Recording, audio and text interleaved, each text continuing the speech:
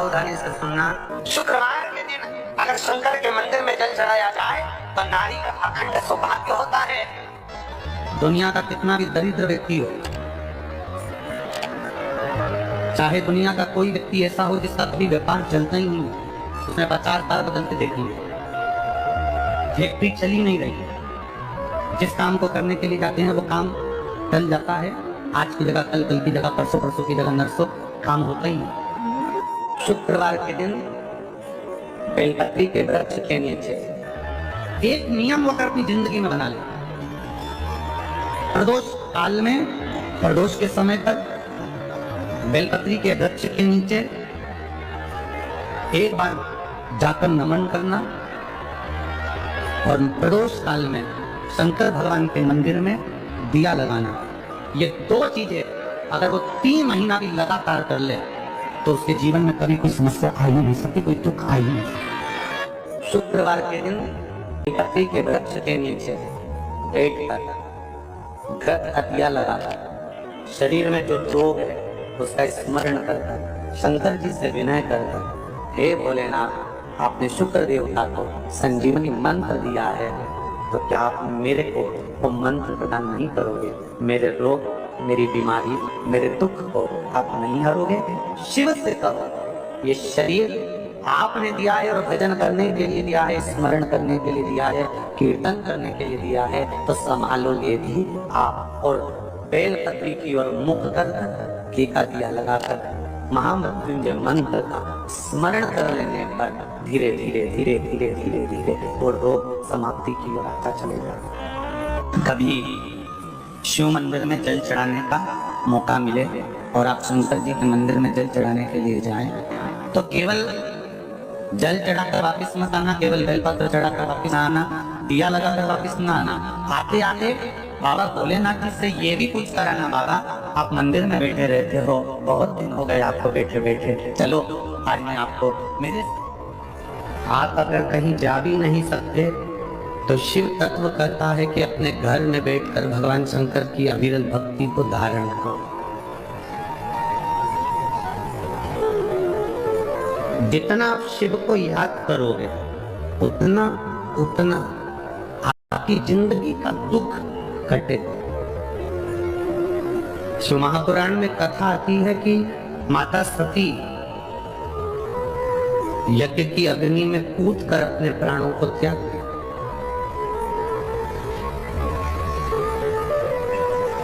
अब माता सती जब यज्ञ की अग्नि में कूदकर अपने प्राणों को त्याग दी और माता सती प्राणों को त्यागने के बाद भगवान शिव ने जब देखा कि माता सती के प्राण जा रहे हैं, पर सती ने बहुत बड़ी गलती कर दी।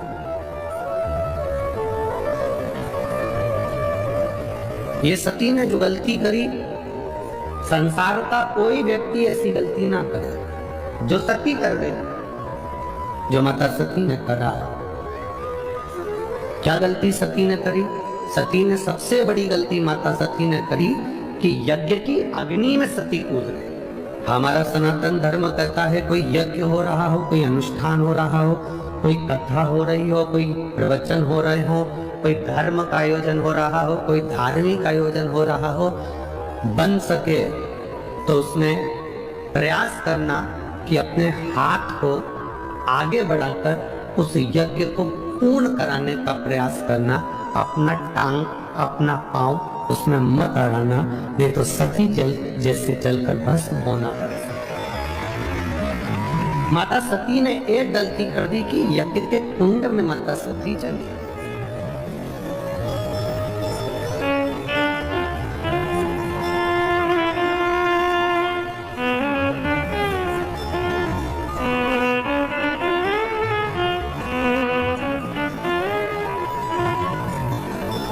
आज हम जब कल रात्रि को यहाँ पहुंचे तो सुबह सुबह एक भैया प्रश्न कर रहे थे, यही सांसद जी के यहीं से कोई होंगे सेवादार भाव वाले। उन्होंने प्रश्न किया, गुरुजी आप कहते हो कि मनुष्य को हमेशा सत्य बोलना चाहिए, सत्यम शिवम, क्या व्यक्ति को कभी झूठ नहीं बोलना चाहिए? हमने कहा बोलो। कौन मना कर रहा है? पर झूठ बोलने के लिए भी एक जगह है, झूठ बोलने के लिए भी एक स्थान है। जब कोई गाय कसाई के हाथ में आ जाए, कटने जा रही हो, तब झूठ बोल दो कि ये गाय मेरी है, तो भी छोड़।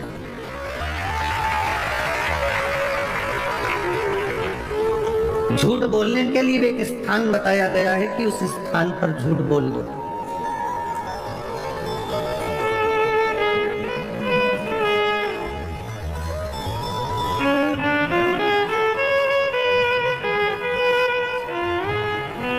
माँ अपने बच्चे को जब डराती है, अपने बच्चे को कुछ कहती है तो एकदम डराते डराते कह देती है बाबू आ जाएगा। बच्चे को भय हो जाता है, डर जाता है, बच्चे में भय उत्पन्न हो जाता है कि बाबू आएगा।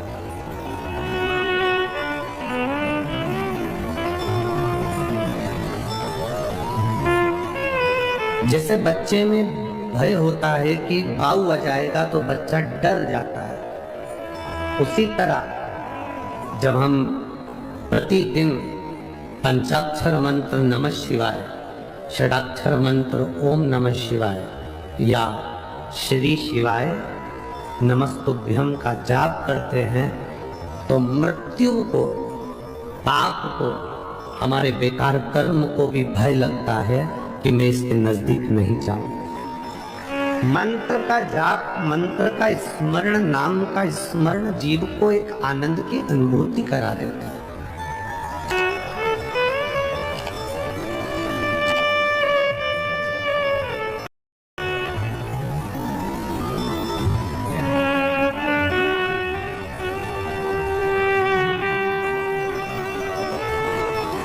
एक आनंद की अनुभूति कराने वाला। महाराज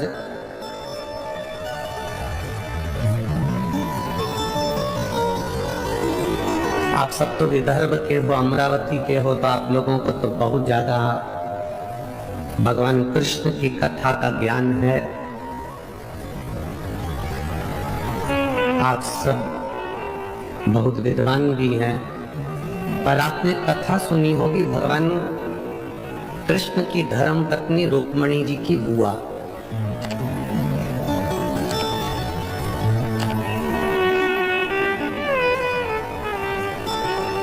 माता रुक्मणी जी की एक बुआ थी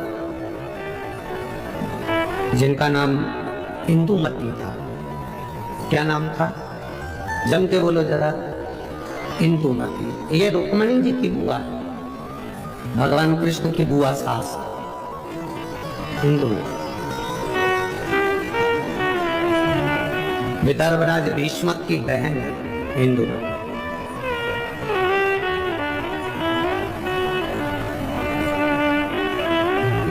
विदर्भ किस भूमि पर, पवित्र भूमि पर इंदुमती रहती, अपने भाई राजा भीष्मक के साथ में आनंद के साथ निवास करती।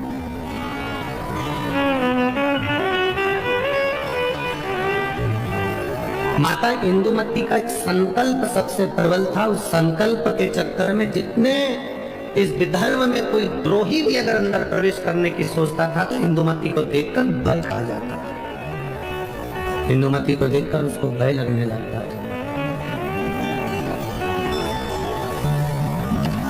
जब किसी का संकल्प बड़ा पक्का होता है, जब किसी का संकल्प बड़ा प्रबल होता है तो द्रोही भी डरता है, दुश्मन भी डरता है।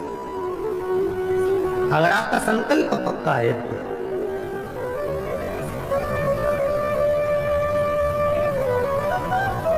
रुक्मणी जी की बुआ इंदुमती का संकल्प बड़ा पक्का। और हमने पहले भी कथा में कहा कि संकल्प लेना तुम्हारा काम है और पूर्ण करना महादेव का काम है। पूर्ण वो करे, संकल्प आप लीजिए, पूर्ण करने की जवाबदारी परमात्मा की है। आपने संकल्प लिया कि मैं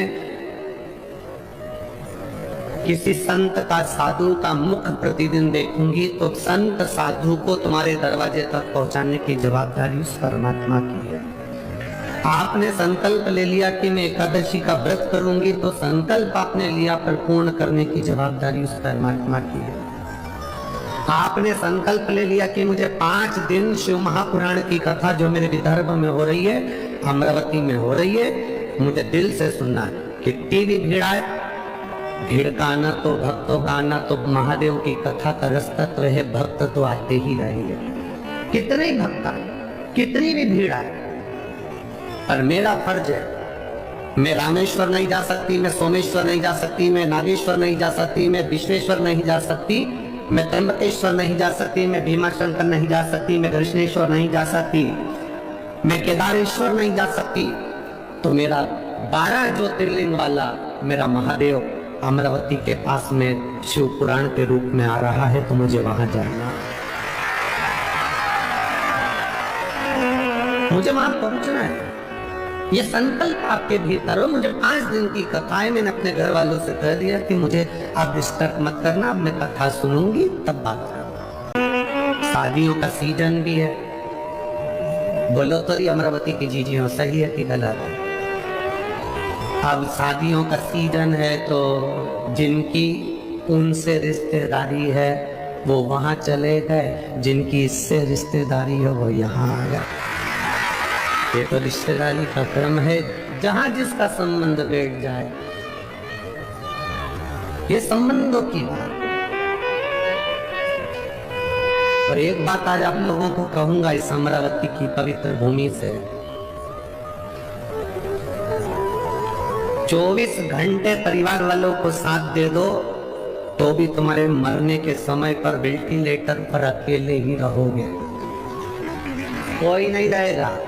24 घंटे पति पत्नी परिवार नाते रिश्ते बेटा बहू कुटुंब कबीला भाई बंधु सखा किसी को भी 24 घंटा दे दो, पर वो 24 घंटा तुमने जिसको दिया, तुम्हारी दुख की घड़ी में जिसको तुमने 24 घंटा दिया, वो 24 घंटा साथ रहने वाला तुम्हारे पास में नहीं होगा।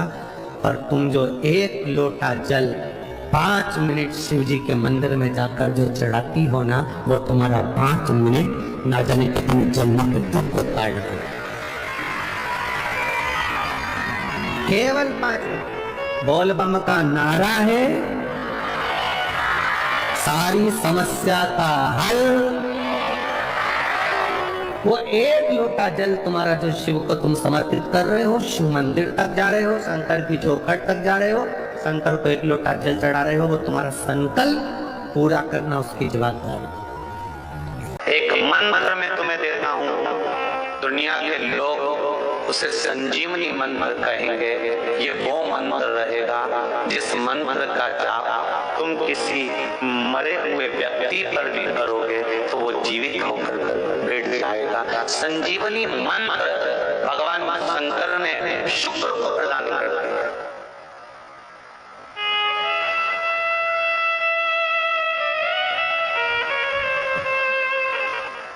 संजीवनी मंत्र और संजीवनी मंत्र भगवान शंकर ने शुक्र को दिया और शुक्र ने उस मंत्र का स्मरण करना प्रारंभ करा तो शुक्र के पास में तो आनंद की अनुभूति हो गई बिना मांगे। शंकर भगवान से शुक्र ने ये नहीं कहा कि मुझे ये मंत्र देना, पर शिव ने दे दिया।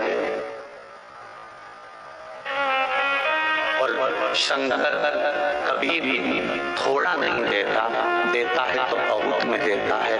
शुक्र मैंने तुम्हें संजीवनी मंत्र दिया है, इस मंत्र को रखना और मैं तुम्हें देव तुल्य बनाता हूँ, तुम ग्रहों में पूजे जाओगे।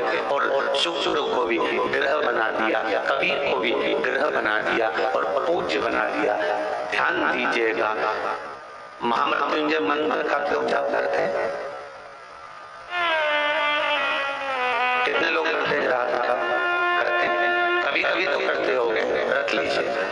महामृत्युंजय मंत्र का यदि आप जाप करते हो और आपको मालूम पड़ गया कि शरीर में मुझे ये रोग हो गया है, मुझे शुगर हो गया है, मुझे बीपी हो गया है, मेरा ब्लड प्रेशर ऊंचा नीचा रह रहा है, कोई भयंकर रोग, मेरे रिश्तेदार को कोई कैंसर जैसा रोग हो गया, किसी को कोई थायराइड हो गया, किसी को कोई किडनी और लीवर में सूजन हो गई, किसी को कहीं किडनी और लीवर में तकलीफ हो गई, तो शिव महापुराण की कथा कहती है, नवग्रह शिव महापुराण की कथा कहती है कि बेलपत्री के वृक्ष के नीचे महामृत्युंजय मंत्र का जाप जो शुक्रवार घी का दिया लगा कर करता है, उसके रोग बाबा देवादिदेव महादेव समाप्त करते चले जाते हैं। ये संजीवनी मंत्र शुक्रवार के दिन भगवान शंकर को शुक्र को दिया था, इसलिए उसकी प्रधानता।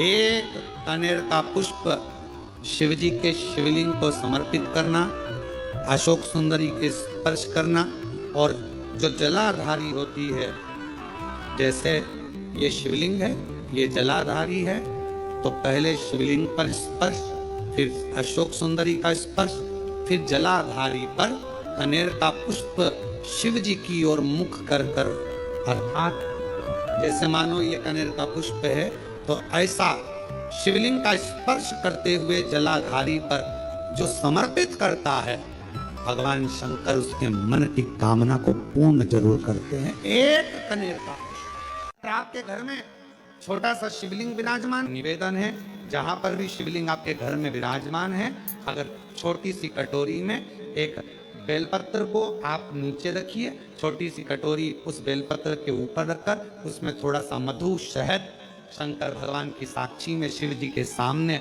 अगर शुक्रवार की शुक्रवार रखना प्रारंभ कर दो, धीरे धीरे संपदा की वृद्धि अपने आप होना प्रारंभ। किसी भी अष्टमी पर एक बेलपत्र, 3 शमी पत्र, आप कभी दिल से, कभी मौका मिले हृदय से अशोक सुंदरी वाली जगह का स्पर्श कर कर भगवान शंकर के शिवलिंग पर एक बार समर्पित कर कर देखना, और दूसरे वर्ष इंतजार करना कि तुम अष्टमी के दिन बाबा को शमी पत्र और बेलपत्र दिया था, क्या बाबा ने तेरे घर में धन और वैभव दिया कि नहीं दिया। जो स्थिति में गाड़ी चल रही थी, वो स्थिति की गाड़ी तेरी पार हुई कि ना। आपके जीवन में ऐसा लगने लगे कि हाँ बहुत कष्ट है, कर्जा भी बढ़ गया, तकलीफें भी बढ़ गई, बहुत दुख भी बढ़ रहा है, कहीं परिवार सही नहीं चल रहा है, तो प्रयास करते रहा करो। हफ्ते में एक बार एक चावल का दाना जल के पात्र में डाल लिया, एक काली मिर्च जल के पात्र में डाल ली, और उस जल को ले गए, थोड़ा सा चंदन का छींटा डाल दिया, ले जाकर शिव जी को समर्पित कर दिया। शंकर को जल चढ़ाने के लिए 5 स्थान हैं जहां शिव को जल चढ़ाया जाता है, और शंकर उस जल को स्वीकार करते हैं, जिसको पंचगंगा कहा गया। 5 स्थान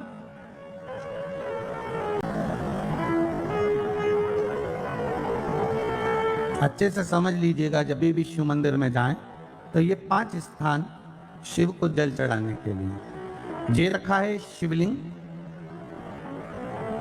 गोल जलाधारी, ये चरण जहां से पानी नीचे की ओर जाता है। शंकर भगवान के 13 बच्चे हैं, 13 की 13 बच्चे, शिव जी का संपूर्ण परिवार, 33 कोटि देवता, 64 योगनियां, सब शिवलिंग के आसपास में। आप शंकर जी के मंदिर में जाकर ये कभी ना विचार करना कि पार्वती जी को ढूंढना पड़ेगा, या गणेश जी को ढूंढना पड़ेगा, या कार्तिकेय जी को ढूंढना पड़ेगा, या भैरव को ढूंढना पड़ेगा। हमें शंकर के मंदिर में जाकर किसी देवता को ढूंढने की जरूरत नहीं है। जहां शंकर भगवान का शिवलिंग रखा हुआ है, वो माता जी का हस्तकमल है, माता पार्वती जी का स्थान है। जहां शिवलिंग रखा है वो शंकर भगवान है। जहां जलाधारी है, उस जलाधारी के पास में जहां पानी बहता है, बीच में अशोक सुंदरी का स्थान है। जहां से पानी बह रहा है उसका राइट भाग, वहां गणेश जी का स्थान है, लेफ्ट भाग कार्तिकेय जी का स्थान है। शंकर भगवान के ऊपर जो जल गिर रहा है वो शंकर भगवान की 5 लड़कियां, जया, विषहरा, शामलीबारी, गौतली, देव, ये शंकर जी की 5 बेटियां ऊपर हैं। जहां से पानी बहकर उस निकासी से, जहां नाली बनी रहती है, पानी जहां से निकलकर बाहर मंदिर के जा रहा है, वो 33 कोटि देवताओं का स्थान है। इसलिए सारे मंदिरों की परिक्रमा हो सकती है, पर शंकर जी के मंदिर की परिक्रमा नहीं करते, क्योंकि वो जल जो जा रहा है वो 33 कोटि देवताओं का स्थान है, उसको हम लांघ नहीं सकते। वो स्थान जल चढ़ाते समय आप इसका स्मरण रखें।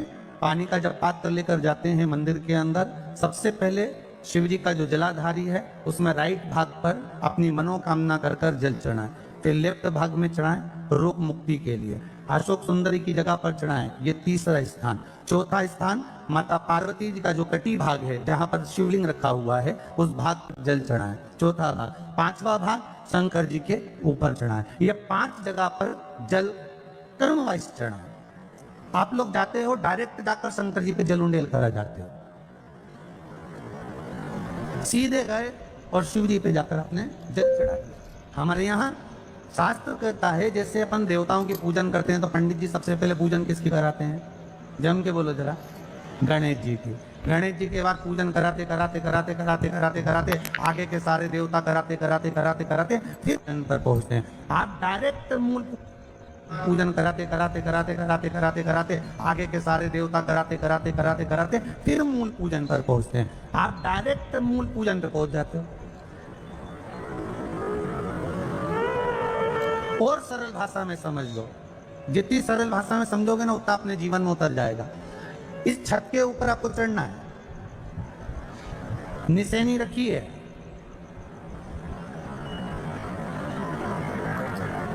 पाए लगे हुए हैं। आप कैसे चढ़ोगे? एक एक पाए पर पांव रखकर चढ़ोगे कि डायरेक्ट पहला पे रखोगे आखिरी पर? जम के बोलिए जरा। एक एक पाए पर पांव रखोगे ना कि धीरे धीरे हमको चढ़ना है। उसी तरह शिव मंदिर में पहुंचने के बाद पहला गणेश स्थान, कार्तिकेय स्थान, अशोक सुंदरी का स्थान। अशोक सुंदरी के स्थान पर जल क्यों चढ़ाया जाता है? क्योंकि भगवान शंकर की सबसे छोटी लड़की जो है वो अशोक सुंदरी है। और ये जो छोटी लड़की है अशोक सुंदरी, ये नारी को अखंड सौभाग्यता का वर प्रदान करती है। कौन सी नारी को? किस नारी को अखंड सौभाग्यता देती है? तो महाराज शास्त्र कहता है जिस नारी के भाग्य में लिखा होता है कि इसको वैधव्य होना है, इसके पति को समाप्त होना है, अगर वो नारी अशोक सुंदरी वाली जगह पर जल चढ़ा देती है तो पति पर अगर काल भी मंडरा रहा होता है तो माँ अशोक सुंदरी महाकाल से कहकर काल को टाल देती है। वो अशोक सुंदरी का, वो माता अशोक सुंदरी का।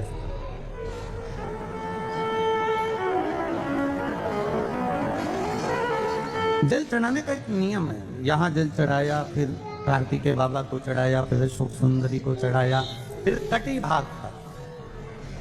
ये कटी भाग बड़ा विशिष्ट भाग है महाराज, बहुत बहुत ध्यान दीजिएगा।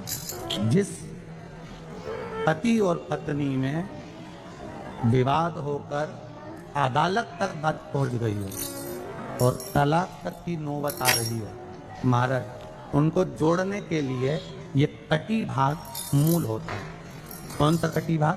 जहां पर शिवलिंग रखा है, जहां शिवलिंग रखा है ये कटी भाग मूल होता है। कहते हैं 5 सोमवार लिंग पुराण वर्णन कर रहे, 5 सोमवार कटी भाग पर जहां शिवलिंग रखा हुआ है 3 उंगली में मक्खन लेकर कटी भाग पर मात्र फेर देने पर और उस पर 7 जगह चंदन लगा देने पर पति और पत्नी का संबंध कभी समाप्त नहीं हो सकता, वो जुड़कर ही रहेगा, प्रेम बढ़कर ही रहेगा। कटी भाग का बड़ा बड़ा महत्व है महाराज। शिवलिंग के कटी भाग पर स्वयं मां जगतजननी जगदम्बा अपने हस्त कमल पर भगवान शिव को ले ली हुई। महापुराण की कथा कहती है, भगवान शंकर का चरित्र कथा है कि जिस बच्चे को, जिस मनुष्य को, जिस स्त्री को, जिस कन्या को, जिस बेटे को, बेटी को, बुजुर्ग को, महिला को, पशु को, पक्षी को, जानवर को, जलचर को, थलचर को, किसी को भी अगर शंकर जी की पूजन करना नहीं आए, आड़ी टेढ़ी भी कर देगा तो भी शंकर भगवान उसको स्वीकार कर लेंगे और शंकर उसको वर प्रदान करेंगे। शिव उसकी पूजन को स्वीकार कर लेते, शंकर भगवान उसकी पूजन को स्वीकार।